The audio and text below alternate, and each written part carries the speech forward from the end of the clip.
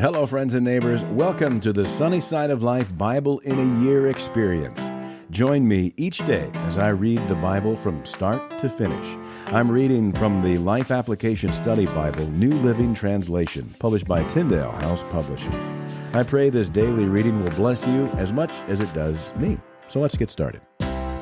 September 1st, Ezekiel chapters 7 through 9. Then this message came to me from the Lord. Son of man, this is what the sovereign Lord says to Israel. The end is here.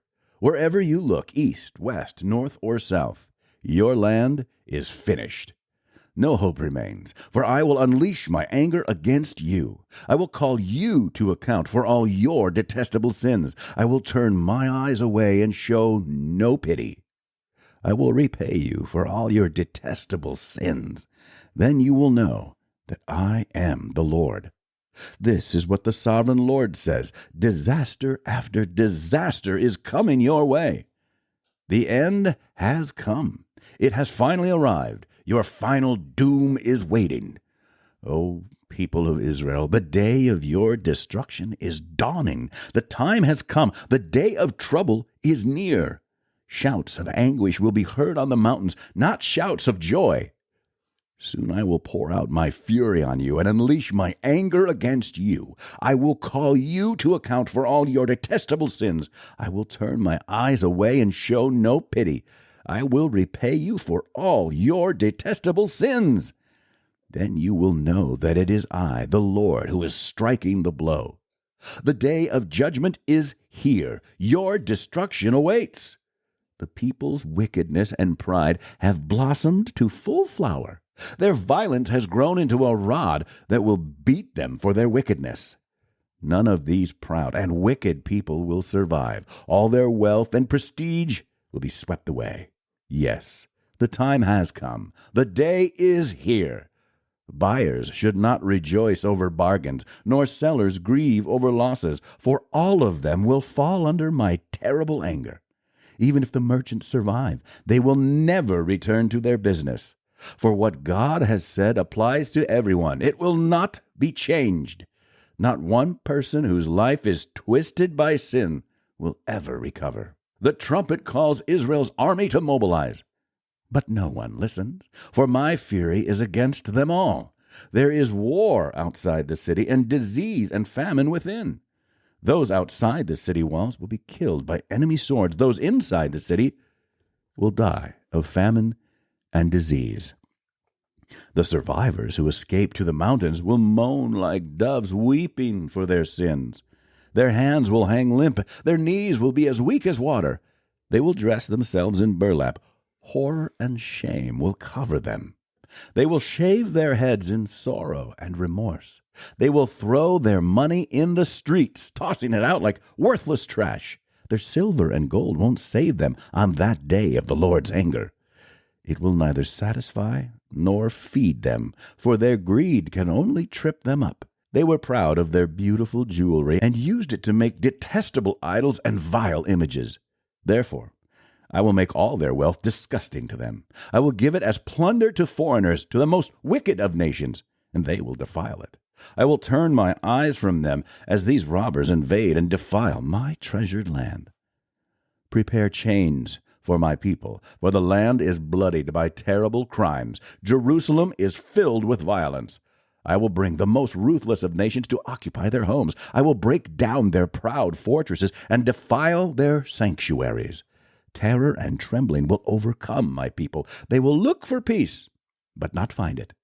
Calamity will follow calamity. Rumor will follow rumor. They will look in vain for a vision from the prophets. They will receive no teaching from the priests and no counsel from the leaders. The king and the prince will stand helpless, weeping in despair, and the people's hands will tremble with fear. I will bring on them the evil they have done to others, and they will receive the punishment they so richly deserve. Then they will know that I am the Lord. Then on September 17th, during the 6th year of King Jehoiachin's captivity, while the leaders of Judah were in my home, the sovereign Lord took hold of me. I saw a figure that appeared to be a man. From what appeared to be his waist down, he looked like a burning flame. From the waist up, he looked like gleaming amber. He reached out what seemed to be a hand and took me by the hair. Then the Spirit lifted me up into the sky and transported me to Jerusalem in a vision from God. I was taken to the north gate of the inner courtyard of the temple, where there is a large idol that has made the Lord very jealous.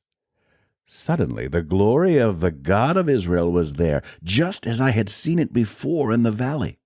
Then the Lord said to me, "Son of man, look toward the north." So I looked, and there to the north, beside the entrance to the gate near the altar, stood the idol that had made the Lord so jealous.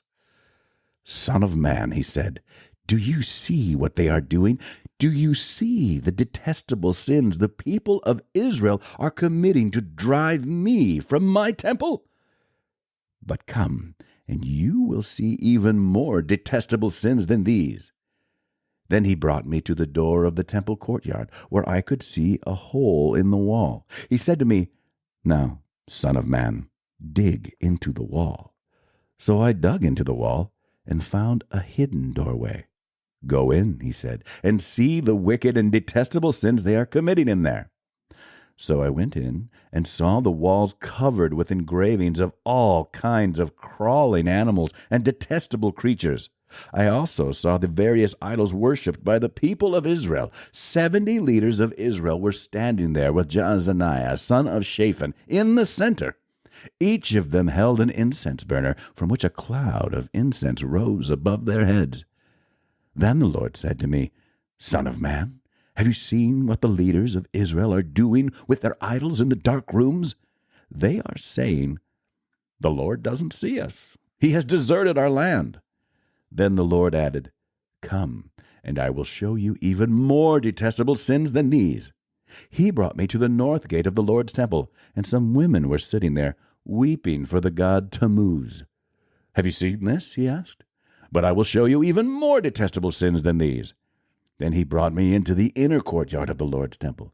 At the entrance to the sanctuary, between the entry room and the bronze altar, there were about 25 men with their backs to the sanctuary of the Lord. They were facing east, bowing low to the ground, worshiping the sun.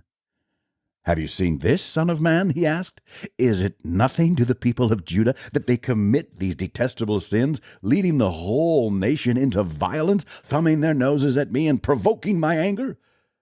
Therefore I will respond in fury. I will neither pity nor spare them. And though they cry for mercy, I will not listen." Then the Lord thundered, "Bring on the men appointed to punish the city. Tell them to bring their weapons with them." 6 men soon appeared from the upper gate that faces north, each carrying a deadly weapon in his hand. With them was a man dressed in linen, who carried a writer's case at his side. They all went into the temple courtyard and stood beside the bronze altar. Then the glory of the God of Israel rose up from between the cherubim where it had rested and moved to the entrance of the temple. And the Lord called to the man dressed in linen who was carrying the writer's case. He said to him, "Walk through the streets of Jerusalem and put a mark on the foreheads of all who weep and sigh because of the detestable sins being committed in their city." Then I heard the Lord say to the other men, "Follow him through the city and kill everyone whose forehead is not marked. Show no mercy. Have no pity. Kill them all, old and young, girls and women and little children. But do not touch anyone with the mark. Begin right here at the temple." So they began by killing the 70 leaders. "Defile the temple," the Lord commanded. "Fill its courtyards with corpses. Go!" So they went and began killing throughout the city. While they were out killing, I was all alone. I fell face down on the ground and cried out, "O sovereign Lord, will your fury against Jerusalem white out everyone left in Israel?" Then he said to me, "The sins of the people of Israel and Judah are very, very great. The entire land is full of murder. The city is filled with injustice. They are saying, 'The Lord doesn't see it. The Lord has abandoned the land.' So I will not spare them or have any pity on them. I will fully repay them for all they have done." Then the man in linen clothing who carried the writer's case reported back and said, "I have done as you commanded." That's it for today, friends. Feel free to read ahead on your own. Before I go, let's share the Lord's Prayer together. Our Father who art in heaven, hallowed be thy name. Thy kingdom come, thy will be done, on earth as it is in heaven. Give us this day our daily bread, and forgive us our trespasses, as we forgive those who trespass against us. Lead us not into temptation, but deliver us from evil. For thine is the kingdom, and the power, and the glory forever. Amen.